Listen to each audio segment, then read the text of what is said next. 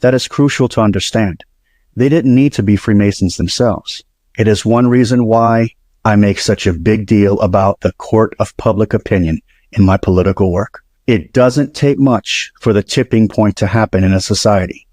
And that was the strategy of the Freemasons. We don't need to convert people to Freemasonry. We just need them to buy into these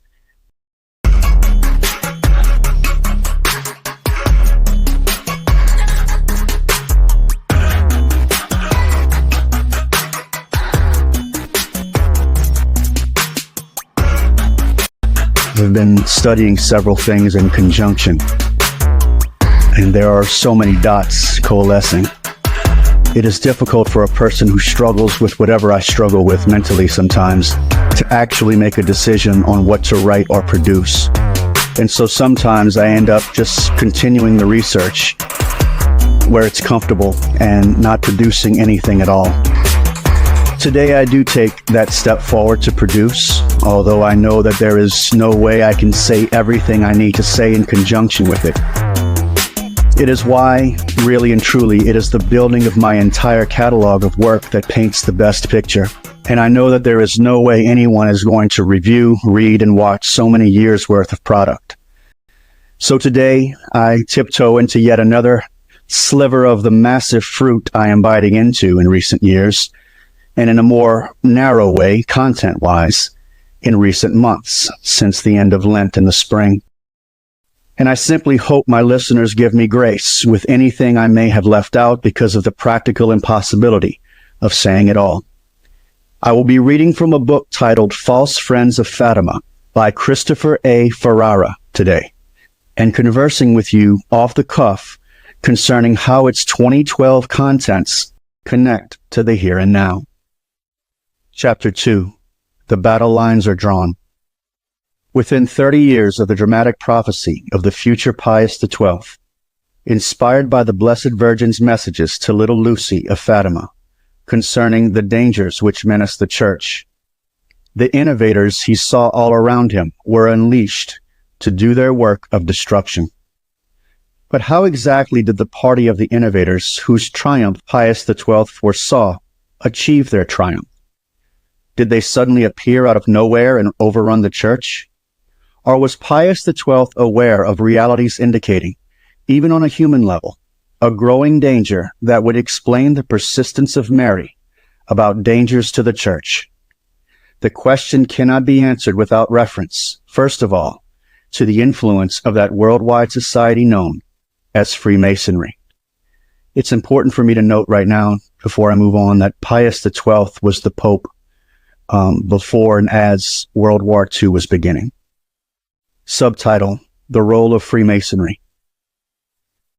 One need not descend into the fever swamps of conspiracy theory to know that before 1960, the popes issued more condemnations and warnings about the plotting of the Freemasons against the Church than on any other single subject in Church history. On this point, one cannot fail to consider the specific papal involvement in making known the permanent instruction of the Alta Vendita, a Masonic document that mapped out an entire plan for the infiltration and corruption of the Catholic Church by innovators in the 20th century. This type of infiltration is well understood in terms of the U.S. government, world governments. It's called the deep state, among other things. But Archbishop Vigano, back in 2020, in a letter to President Trump, actually paralleled the terms deep state and deep church. And so the things you understand about infiltration in a secular government, the same thing has happened in the Catholic Church. The Alta Vendita was the highest lodge of the Carbonari, an Italian secret society with links to Freemasonry, and which, along with Freemasonry, was the subject of papal condemnations. While it has become fashionable since Vatican II to scoff at the existence of conspiracies against the Church, the secret papers of the Alta Vendita, including the permanent instruction, are crucial historical evidence of just that. The renowned Catholic historian, Father E. Cahill, who was hardly a conspiracy nut, notes in his work Freemasonry and the Anti-Christian Movement that the Alta Vendita was, quote, commonly supposed to have been at the time the governing center of European Freemasonry, end quote. In fact, the Carbonari were most active precisely in Italy, the heart of the Church, and France, the eldest daughter of the Church. By what must have been a providential intervention, the instruction fell into the hands of Pope Gregory XVI, that fierce opponent of modern liberties, including unlimited freedom of speech and freedom of conscience, which he called that delirium. The permanent instruction was later published at the request of Blessed Pope Pius IX by Cardinal Cretino Ioli in his work The Roman Church and Revolution. With his brief of approbation of February 25, 1861, addressed to the author, Pius IX guaranteed the authenticity of the instruction and the other Masonic papers, but he did not allow disclosure of the real names of the Alta Vendita members implicated in the documents. Pope Leo XIII had likewise requested publication of the instruction. The full text of the instruction is also contained in Monsignor George E. Dillon's book, Grand Orient Freemasonry Unmasked. When Pope Leo XIII was presented with a copy of Monsignor Dillon's book, he was so impressed that he ordered an Italian version to be completed and published at the Pope's own expense. Both popes so acted, no doubt, because they knew that infiltration and corruption of the human element of the Church was far from impossible. And as we have seen, Pope Pius XII knew this as well, and indeed prophesied precisely such a development. Quote, "The day will come when the Church will doubt as Peter doubted," to recall his exact words. I pause here just to mention that I have been reading many of the papal encyclicals from the 1800s and even back to the 1700s, but mostly in the 1800s and early 1900s. Pope Pius IX, Pope Leo XIII, St. Pius X, who I began his papacy in 1903. All of them were warning against modernism, were warning against infiltration.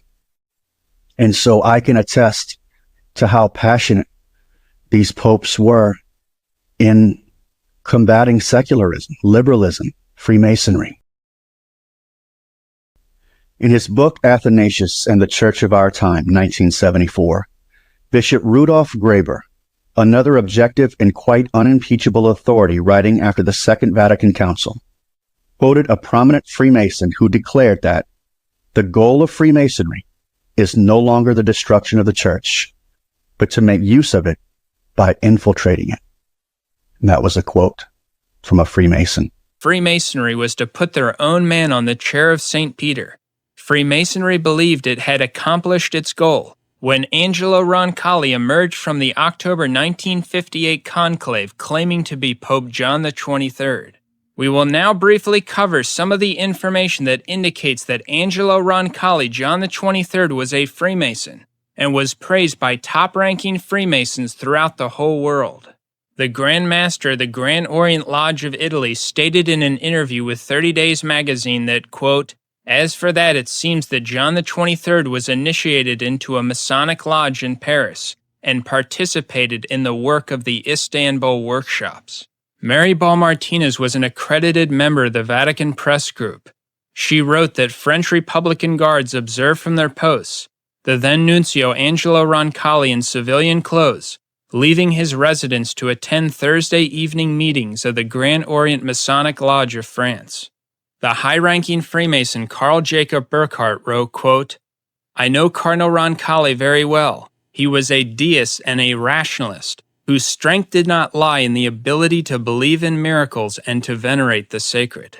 When Angelo Roncalli was made a, quote, cardinal, he insisted upon receiving his cardinal's hat from the atheist and notoriously anti-clerical socialist Vincent Auriol, president of France, whom Roncalli described as, quote, an honest socialist. At social functions in Paris, Roncalli was frequently seen socializing with the Soviet ambassador, even though the Russian government had resumed its pre-war policy of brutal extermination of Catholics in Russia. Roncalli was also known as a, quote, good friend and confidant of Edward Herriot, secretary of the anti-Catholic Radical Socialists of France. John the 23rd encyclical Patrum Terris No. 14, April 11, 1963, quote, also among man's rights is that of being able to worship God in accordance with the right dictates of his own conscience, and to profess his religion both in private and in public. This is heresy. It is not man's right to worship false gods. This is the heresy of religious liberty. This has been condemned by many popes. Patrum Terris was praised by Masonic leaders themselves as a Masonic document. The official organ of the Supreme Council of the 33rd Degree Scottish Rite Masons of Mexico stated in their bulletin in May 1963, quote, the light of the great architect of the universe enlightens the Vatican. In democratic and communist countries, Patrum Terris has been universally praised. The encyclical Patrum Terris is a vigorous statement of Masonic doctrine. We do not hesitate to recommend its thoughtful reading. In a book published by the Knights Templar Freemasons, they said, quote, the direction of our action, continuation of the work of John the 23rd, and all those who have followed him on the way to Templar Universalism. The 33rd degree Freemason Yves Marsoudin said about John the 23rd, quote, with all our hearts we support the revolution of John the 23rd. Shortly after being elected an antipope and moving into the Vatican, John the 23rd found an ancient statue of Hippolytus, an antipope of the 3rd century. He had the statue restored and placed at the entrance of the Vatican Library. John the 23rd said, quote, if I were born a Muslim, I believe that I would have always stayed a good Muslim, faithful to my religion. John the 23rd also did things like stopping his car so that he could bless Jews leaving their, quote, Sabbath worship. To a recently baptized Jewish boy, John the 23rd said, quote, by becoming a Catholic, you do not become less a Jew. John the 23rd was also the first claimant to the papacy to receive at the Vatican a Buddhist religious leader and a Shinto high priest. John the 23rd wanted the clergy of the, quote, Orthodox Church, many of whom were KGB agents, to participate at Vatican II. The, quote, Orthodox said that their clergy would attend, provided that there was no condemnation of communism at Vatican II. John the 23rd agreed not to condemn communism at Vatican II, and so the, quote, Orthodox schismatics came to the council. This was referred to as the Vatican-Moscow Agreement. After the death of John the 23rd, numerous documents from communists, Masons, and Jews were sent to the Vatican expressing their sorrow for John the 23rd. People like Fidel Castro and Nikita Khrushchev sent messages of praise and sorrow. Charles Riendy was a sovereign Grand Master of secret societies. He said, quote, to the memory of Angelo Roncalli, Pope under the name of John the 23rd, who has deigned to give us his benediction, his understanding, and his protection. Angelo Roncalli took the name John the 23rd. The name John had been deliberately avoided by popes for 500 years because the last man to have taken it was the infamous John the 23rd of the Great Western Schism. There are incredible parallels between the recent antipope John the 23rd and the antipope John the 23rd who reigned during the Great Western Schism. Both John the 23rds called a false ecumenical council in the 4th year of their reigns. Both antipope John the 23rd's reign spanned 5 years, and both ended shortly before the 3rd session of their false councils. We believe that the similarities between the first antipope John the 23rd and the second are not merely coincidences. The first antipope John the 23rd was also the last antipope to reign from Rome. Was Angelo Roncalli the recent antipope John the 23rd by taking that name, indicating symbolically that he is continuing in the line of antipopes to reign from Rome? Indeed, according to the very promises of Christ, the Church is indefectible, incapable of being destroyed. But this indefectibility did not preclude Freemasons' design to use men within the Church's structure as instruments of renewal, progress, and enlightenment, thereby furthering his own vision of the world. That vision would require at least the Church's practical accommodation to the world as Freemasonry would have it, hence the very opening to the world at Vatican II, followed by a veritable invasion of the Church by worldly thinking, as Paul VI observed with dread. Paul VI is an interesting figure because he is the Pope that was the Pope when the Mass was changed in 1969. I believe it's sometimes called the Pauline Mass. And you'll see things that he said, such as this, the invasion of the Church by worldly thinking, or something he said about the smoke of Satan has entered the Church. You'll see him saying things that indicate that he was against all of this change, and yet he was going along with it all along. And so there's still some work to be done on my end to see what's going on with that. You know, it's hard for me not to look at this in maybe a psychological way, and that so many people do this. They say the right things, and yet other things are going on behind the scenes. They're allowing it. And so I don't know how much of this was a brazen challenge of tradition by Paul VI, and how much of it was just naivete, that this was actually happening under his watch. Giovanni Montini succeeded John the 23rd when he was elected anti-pope Paul VI on June 21, 1963. Paul VI created a whole new rite for ordaining priests and bishops on June 18, 1968.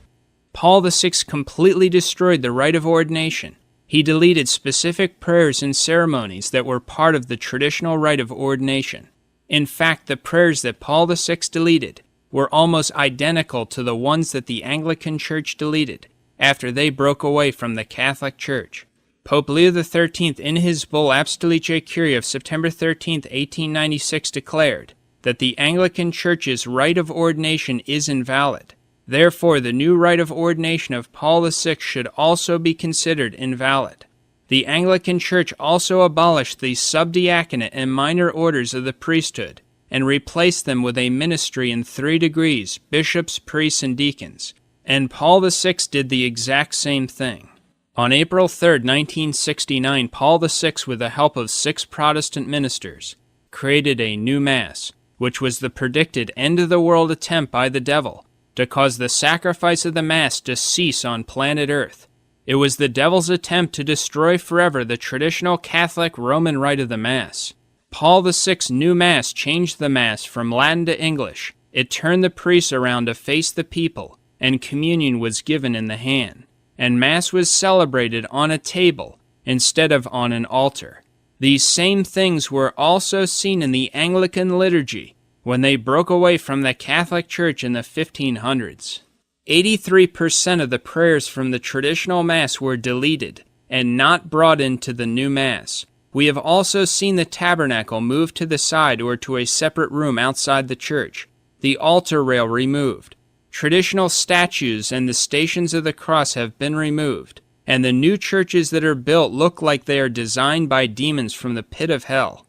The inside of Catholic churches were changed, and now many look just like the inside of Masonic lodges.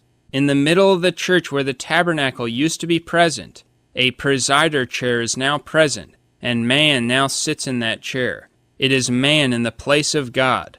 This is the religion of the Antichrist. Jean Guiton, an intimate friend of Paul VI, wrote, quote, "The intention of Paul VI with regard to what is commonly called the new Mass was to reform the Catholic liturgy in such a way that it should almost coincide with the Protestant liturgy. There was with Paul VI an ecumenical intention to remove, or at least to correct, or at least to relax what was too Catholic in the traditional sense in the Mass, and I repeat, to get the Catholic Mass closer to the Calvinist Mass," end quote.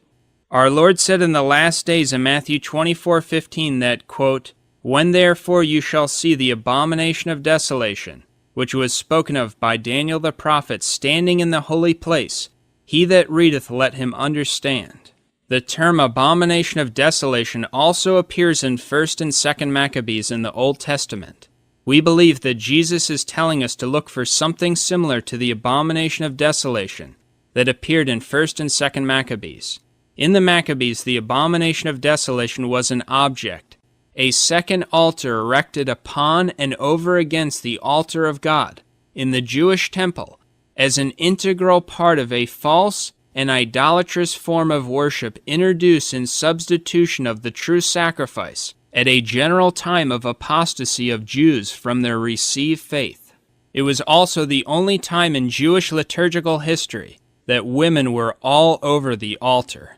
2 Maccabees chapter 6 verse 4, quote, "And women thrust themselves of their accord into the holy places, and brought in things that were not lawful."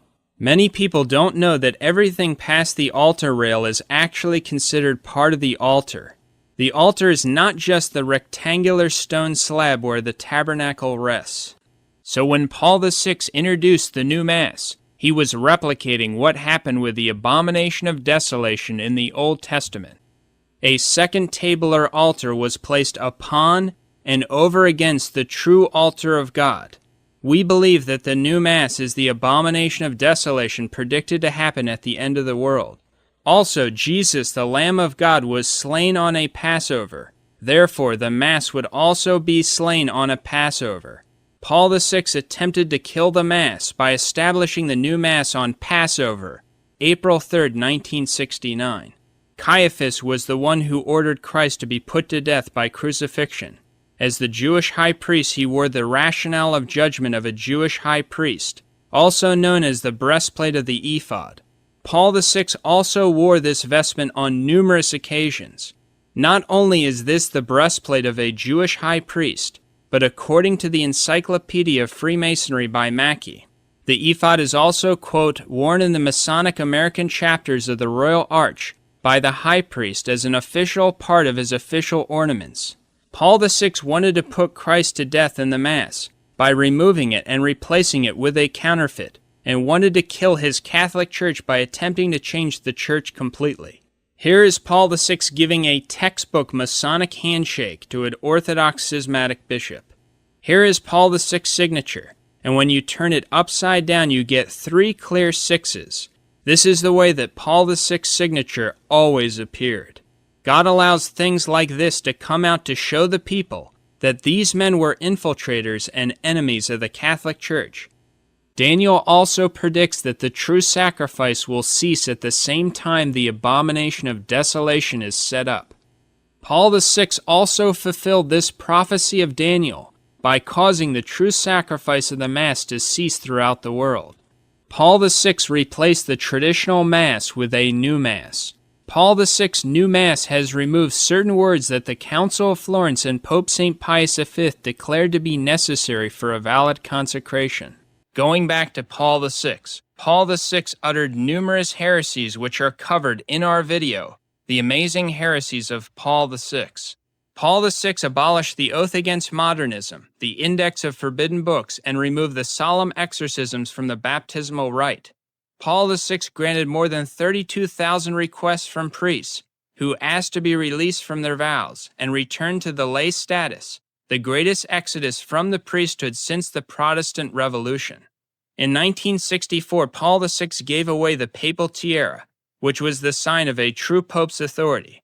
In 1969, Paul VI removed 40 saints from the official liturgical calendar. Under Paul VI, the Holy Office was reformed, and its primary function now was research, no longer defending the purity of the Catholic faith. Paul VI, with his so-called apostolic authority, solemnly confirmed all 16 documents of Vatican II. So if you accept Paul VI as a true pope, you must accept all the documents of Vatican II as infallible, and the documents of Vatican II contain hundreds of heretical statements. This also proves that Paul VI was not a true pope. The reason why is because when a true pope solemnly ratifies any teachings on faith or morals, those teachings must be free from error. So only an anti-pope like Paul VI would ever ratify the outrageous heresies of Vatican II.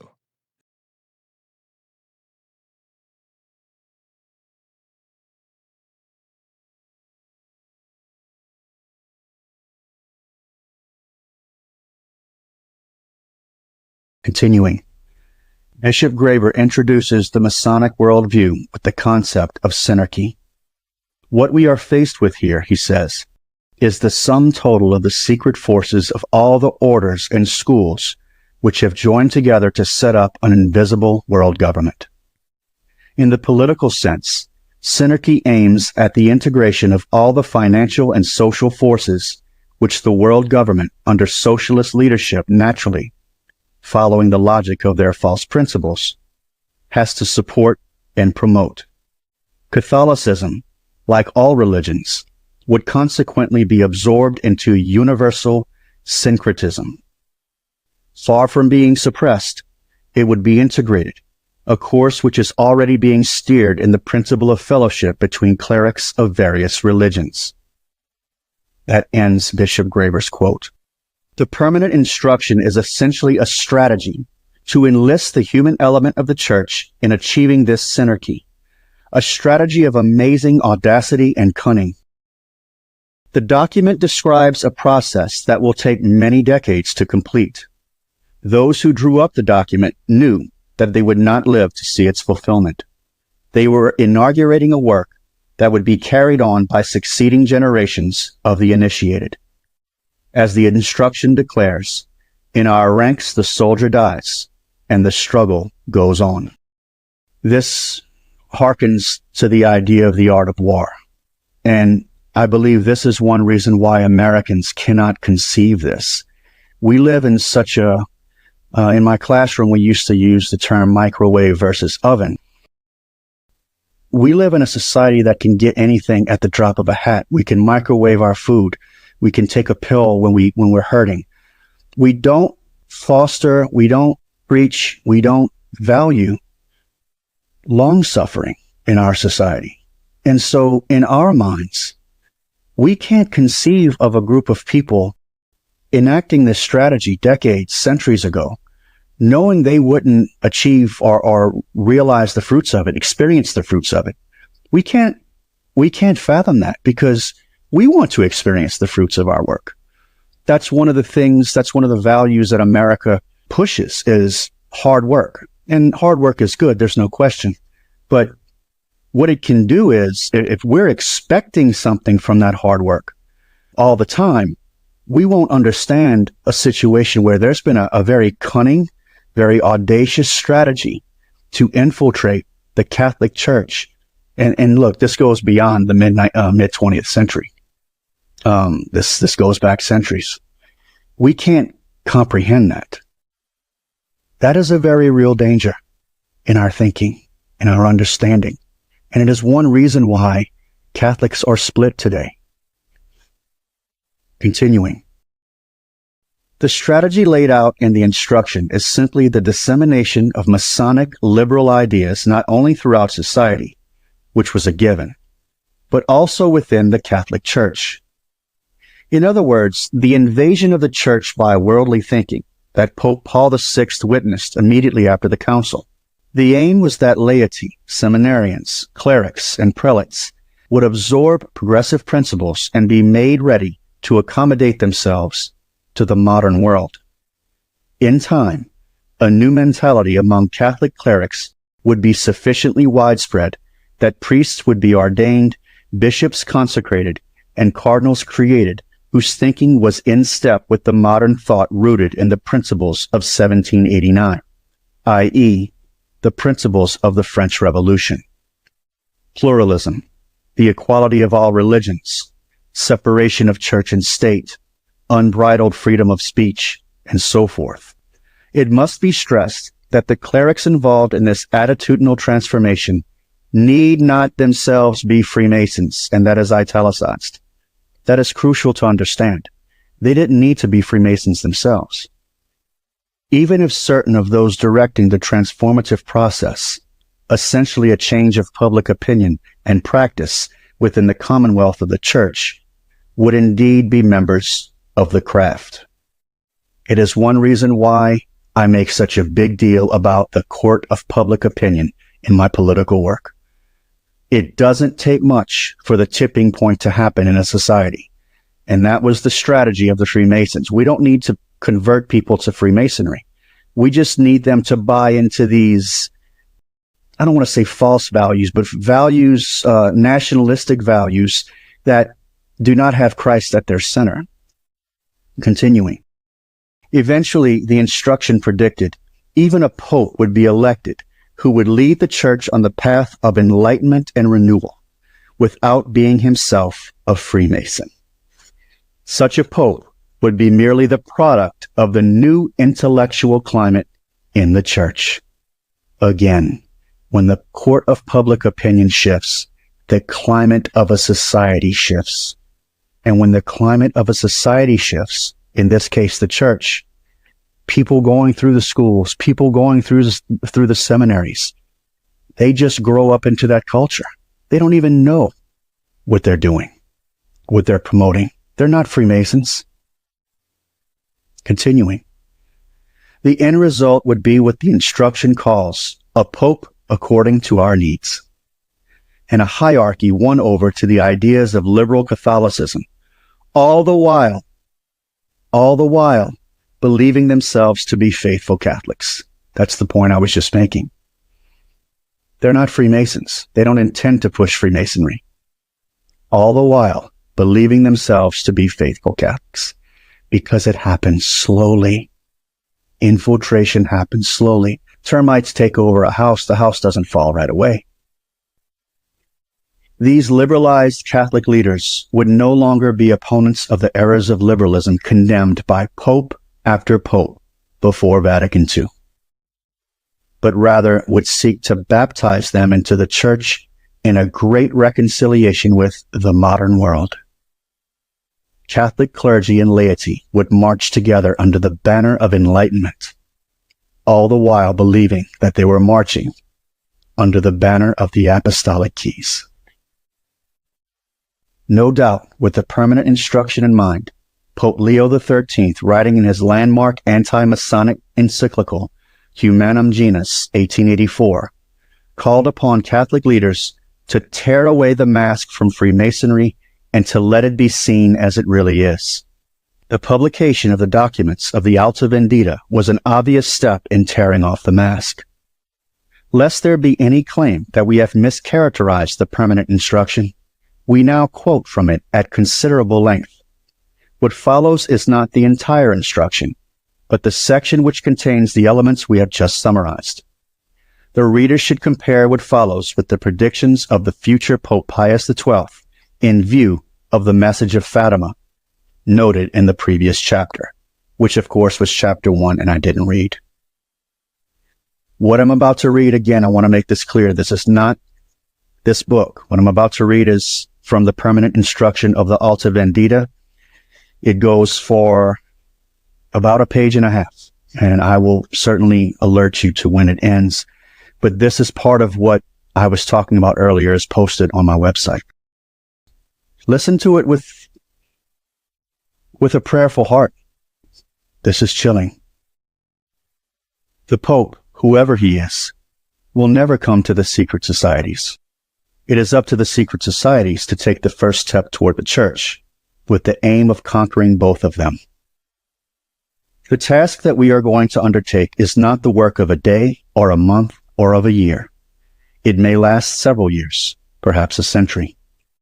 But in our ranks, the soldier dies and the struggle goes on. We do not intend to win the popes to our cause, to make them neophytes of our principles, propagators of our ideas. That would be a ridiculous dream. And if events turn out in some way, if cardinals or prelates, for example, of their own free will or by surprise, should enter into a part of our secrets, this is not at all an incentive for desiring their elevation to the See of Peter. That elevation would ruin us. Ambition alone would have led them to apostasy. The requirements of power would force them to sacrifice us.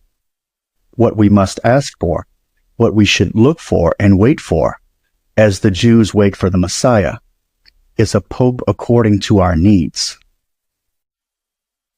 With that, we shall march more securely towards the assault on the church than with the pamphlets of our brethren in France and even the gold of England. Do you want to know the reason for this?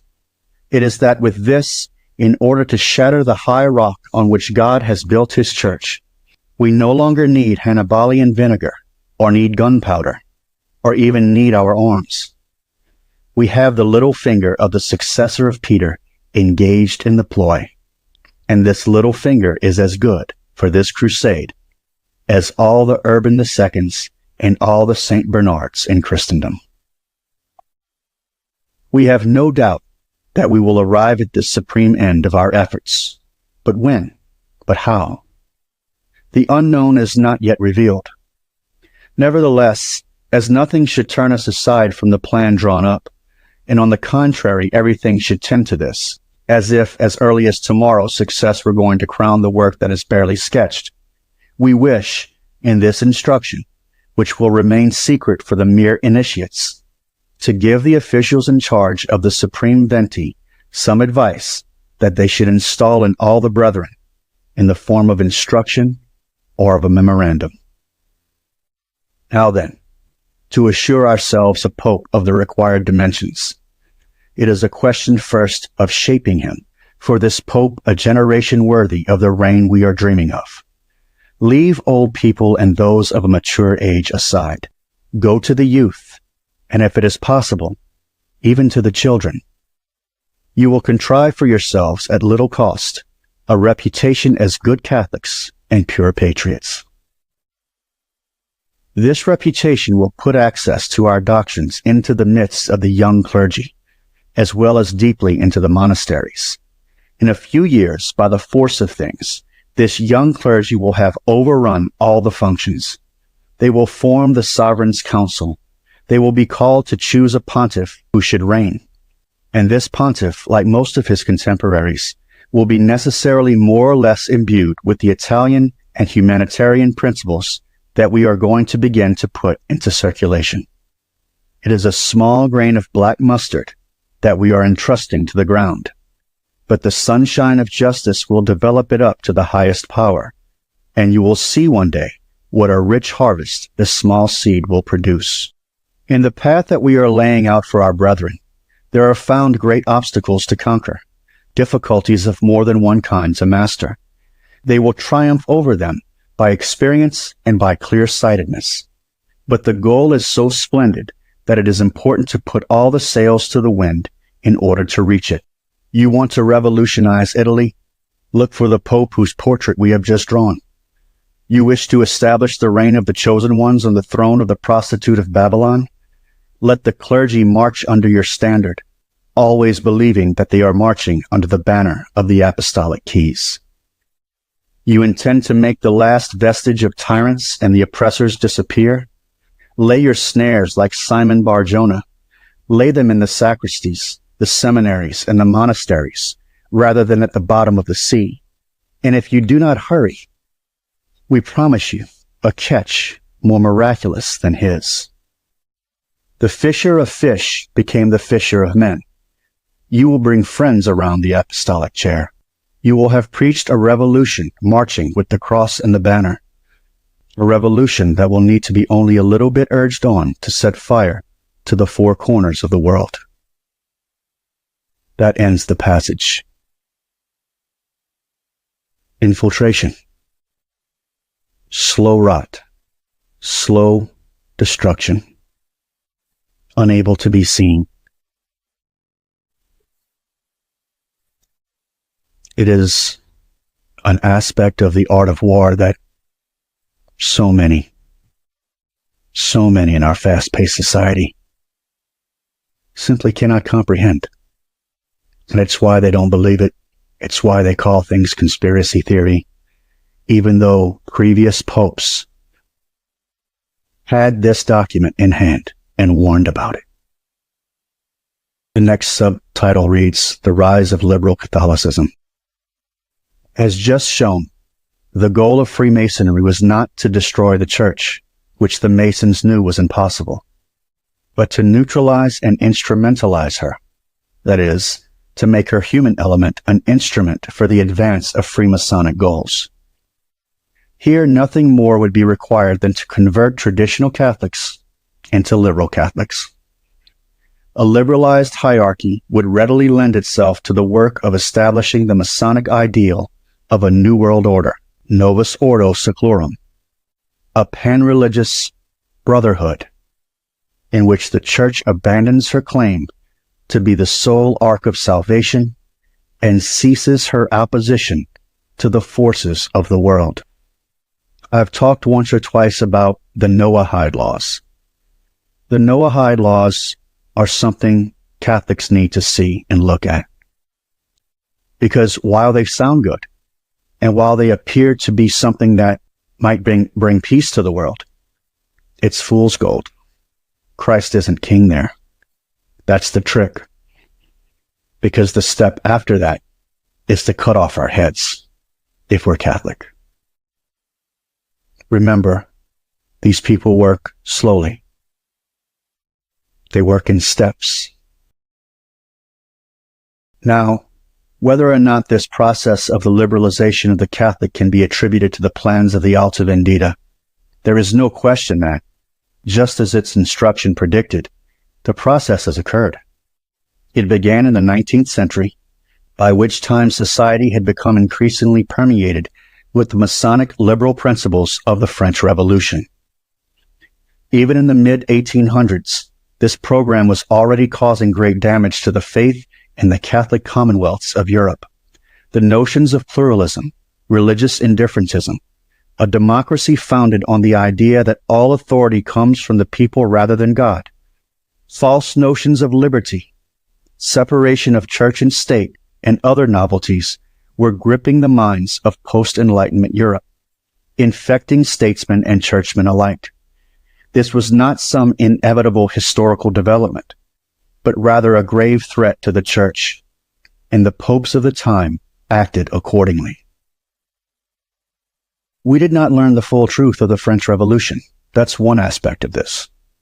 The French Revolution was presented to us in school in a totally different way than what happened. This is where aspects like liberty, which we look at as something good or even holy, something that we deserve, the popes were warning about liberty without Christ at the center. The second thing is I wanted to mention the name Rothschild, the Rothschild family, the Rothschild dynasty. That dynasty had a lot to do with what was going on very slowly, not starting in the 1900s, but continuing in the 1900s on the heels of the French Revolution. The next subtitle reads, Liberal Catholicism Condemned. And this is as a continuation to how the last paragraph ended, where it said, and the popes of the time acted accordingly. The popes fought against this, in other words, and here it reads, the popes of the 19th and early 20th centuries waged war against these dangerous trends. With a presence of mind rooted in the unchanging certitudes of the faith, these popes were not deluded by modernity. They knew that false principles, which is to say evil principles, no matter how reasonable they are made to appear, like liberty, cannot bear anything but evil fruits, including heresy and apostasy. Indeed, the silent apostasy John Paul II would lament in the first years of the 21st century. Like commanding generals who recognized their duty to hold their ground at all cost, these popes aimed powerful cannons at the errors of the modern world and fired incessantly. The encyclicals were their cannonballs, and they never missed their target. This is why I've been reading these encyclicals. I tell you, if not that public schools would do this, but let's just say Catholic schools, if schools would teach or would show at least some of these paragraphs in these papal encyclicals, it would complement so much of the history that we've learned, and we'd understand more of what was going on. The popes were saying it all. The most devastating blast came in the form of Blessed Pope Pius IX's monumental Syllabus of Errors, which he appended to his encyclical Quanta Cura, 1864. When the smoke cleared, all involved in the battle were in no doubt as to where the battle line had been drawn. In the syllabus, Blessed Pius IX condemned the principal errors of the modern world, not because they were modern, but because they were rooted in pantheistic naturalism and, therefore, were incompatible with Catholic doctrine, as well as being destructive to society. The teachings in the syllabus were counter-liberalism, and the principles of liberalism were counter-syllabus. This was clearly recognized by both the liberal and the Catholic parties. Father Dennis Fahey referred to this showdown as Pius IX versus the pantheistic deification of man. Speaking for the other side, the French Freemason Ferdinand Buisson declared likewise, quote, "The school cannot remain neutral between the syllabus and the Declaration of the Rights of Man." One of my biggest sticking points and teaching moments was to teach against the binary trap, to not look at everything as being this or that, black or white. But in this case, it was the truth. Because as I've said in my articles, and as I always talk to my students, ultimately there is a binary, an ultimate binary, and that binary is good versus evil. And we see this here. This was the line drawn. The battle lines were drawn. In other words, you couldn't think some things on one side, but be a proponent of the other. And as we're going to see as I continue, that is precisely what the Catholic hierarchy was trying to do. They wanted to remain Catholic and, pull from the other side and make this combination, this compromise of ideals that, as we see today in 2024, guys, look at what has happened. Look at what has happened. Right? Compromising the truth can lead us nowhere except to our own doom. Yet the 19th century saw a new breed of Catholic, and this is the Catholic I was just talking about, who sought a utopian compromise between the two. These men looked for what they believed to be good in the principles of 1789. When they say 1789, they mean the French Revolution, and tried to introduce them into the church. Many clergymen, infected by the spirit of the age, were caught up in a net that had been cast into the sacristies and into the seminaries by Freemasonry. That's a quote from the Alta Vendita, if you recall. These men came to be known as liberal Catholics. Blessed Pope Pius IX regarded them with absolute horror. Blessed Pope Pius IX regarded them with absolute horror, declaring that they were the worst enemies of the church. In a letter to the French deputation headed by the Bishop of Nevers on June 18, 1871, Pius IX declared, this is a quote, "That which I fear is not the Commune of Paris. No, that which I fear is liberal Catholicism. I have said so more than 40 times, and I repeat it to you now, through the love that I bear you. The real scourge of France is liberal Catholicism, which endeavors to unite two principles as repugnant to each other as fire and water." Do you see the scripture passage that talks about wolves in sheep's clothing here? The next subtitle is called The Rise of Modernism. Nevertheless, the numbers of liberal Catholics steadily increased. The crisis reached a peak around the turn of the century, when the liberalism of 1789 that had been blowing in the wind swirled into the tornado of modernism, which Pope St. Pius X would condemn as the synthesis of all heresies. I pause to say that any of my students listening, any students who are Catholic who attend St. Pius X Church, this is the Pope. This is who that church is named after. He was a fighter. He was a warrior. I'm going to read quite a bit about him over the next few minutes. Father Vincent Micheli described modernism's trinity of parents. Quote, "Its religious ancestor is the Protestant Reformation. Its philosophical parent is the Enlightenment. Its political pedigree comes from the French Revolution." What is meant by modernism? Modernism is a synthesis or combination of all the errors of liberal Catholicism into a comprehensive philosophical and theological system whose effect is to undermine the integrity of the entire Catholic faith. While a complete examination of the vast modernist system of thought is far beyond the scope of this book, it suffices for our purposes to say that, by various subtle errors, the modernist denies or undermines the divinity and divine revelation of Christ, the founding of the one true church by him, and the absolute immutability of Catholic doctrine, which the modernist claims can evolve according to changing circumstances. The modernist also embraces and promotes the liberal notions of free speech and freedom of conscience. Above all, he promotes the error of religious indifferentism, which holds that all religions are more or less good and praiseworthy because they all arise from a so-called religious sense in man. This error, of course, implicitly denies the reality of original sin by suggesting that all men can find true religion, or at least true enough religion, in the various creeds they have invented and thereby obtain sanctifying grace and salvation without need of baptism, the Catholic faith, or the sacraments of the Catholic Church. Something very specific in terms of all religions being just fine. If that's the case, I'm a Catholic who worships, loves Jesus Christ. He's the only reason I'm here. He's the only reason I've been forgiven for my many sins. If that is the case, then what's the point? What's the point of being Catholic? Catholicism is hard. We have to fast. We have to pay attention to the liturgical calendar and adjust certain ways according to that calendar. We have to do certain things. Fasting is one of them. Abstaining is one of them.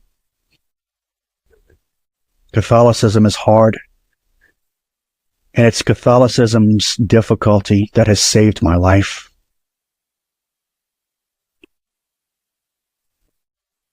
I would have lost my soul. I would have lost my soul without Catholicism. The church that we believe Jesus Christ established in Scripture through Peter, as is played out if you read closely and read the correct translation of the Bible in the Acts of the Apostles and the letters of Paul, not to mention the early church fathers. Catholicism is hard, but it has saved me, and it has saved so many. Subtitle: Modernism Condemned. Pope St. Pius X, who ascended to the papal throne in 1903, recognized modernism as a most deadly plague that must be arrested. St. Pius X waged war on modernism by systematically isolating, defining, and condemning its many erroneous propositions. In particular, St. Pius X issued a monumental encyclical against modernism, Pascendi, and a syllabus of modernist errors, Lamentabili. In his encyclical Pascendi, this great pope wrote, quote, "There is no part of Catholic truth which they leave untouched, none that they do not strive to corrupt." In the same encyclical, he called modernism the synthesis of all heresies, declaring that the most important obligation of the Pope is to ensure the purity and integrity of Catholic doctrine, and that if he did nothing, then he would have failed in his essential duty. But St. Pius X did not stop there. A few years after Pascendi, recognizing that the modernists had to be crushed before they rose up and caused havoc in the church, this sainted Pope issued his letter, Sacrorum Antistitum, which mandated the anti-modernist oath to be sworn by all priests and teachers. He oversaw the purging of modernists from the seminaries and universities and excommunicated the stubborn and unrepentant. St. Pius X knew that nothing less than the very nature of the church was under attack by these ecclesial termites, who in their audacity were now acting openly for the overthrow of Catholic dogma and tradition. Writing of the modernist as reformer, the Pope outlined their entire program for a transformation of the church. And what he writes here is what they say from their point of view. So don't think he's He's saying this from his own point of view. This is what he's saying they want. And it falls right in line with the permanent instruction of the Alta Vendita. In all Catholicism, there is absolutely nothing on which modernism does not fasten. Reform of philosophy, especially in the seminaries.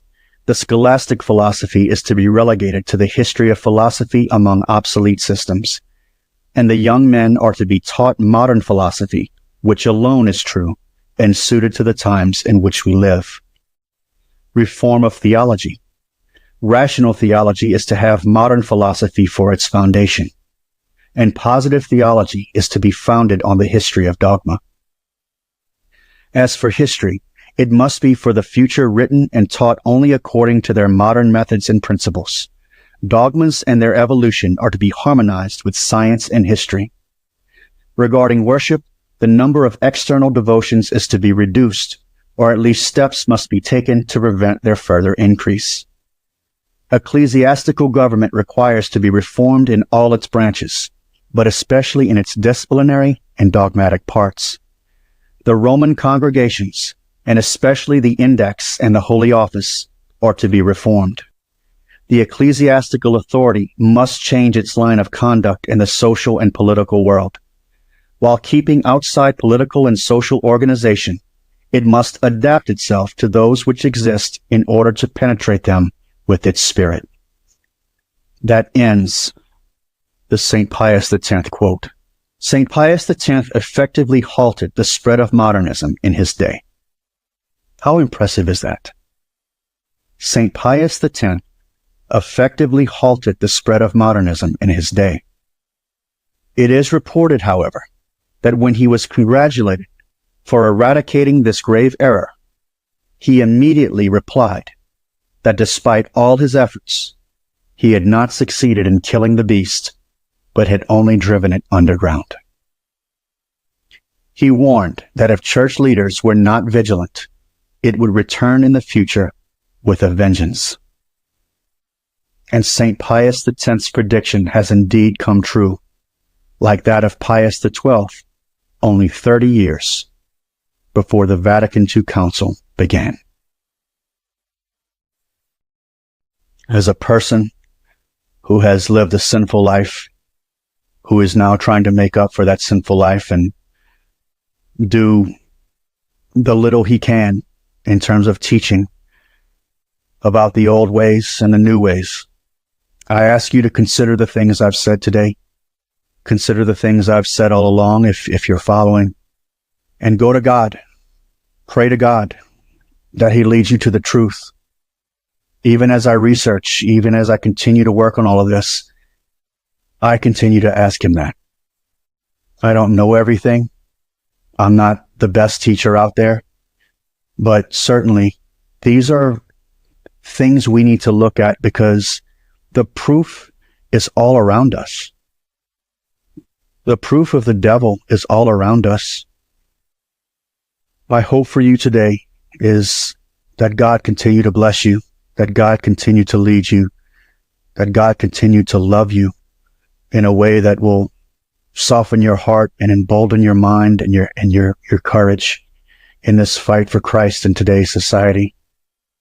We look to Christ as our only sovereign Lord, not only in the distant future, not only in our hearts, not only at the end of time, all things that are true, but right now in society. May we keep our eyes on Christ as our King and our Lord and ask him, help us. Thank you for joining me today.